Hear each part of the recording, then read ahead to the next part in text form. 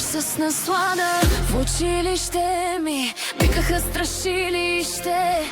Гърбаво ми бе нослето, точно като на орлето. Веждите ми бяха, на очите стряха, косата разпиляна, като некосена поляна. А моите гърди въобще не ги търси, ногтите изрязани на криво, приличах на животно диво.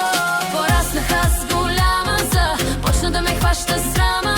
Акнето подмина, фондио оттена го закрива. Като писано яйце стана моето лице.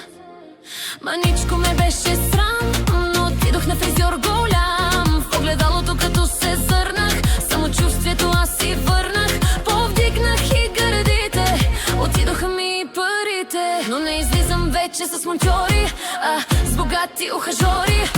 Моето обаяние ми носи състояние. С модерна медицина и парички променям моите чертички.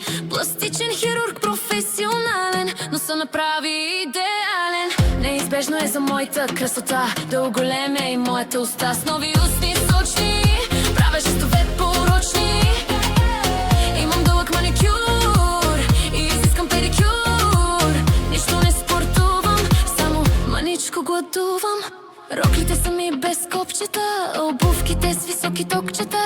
Направо съм неудържима, жена неустоима. Чувствам се като принцеса, влязали в Мерцедеса. За красотата си се грижа постоянно, отвътре идвам и спонтанно. Цялото старание привлича мъжкото внимание. Един прекрасен ден срещнах строен бизнесмен.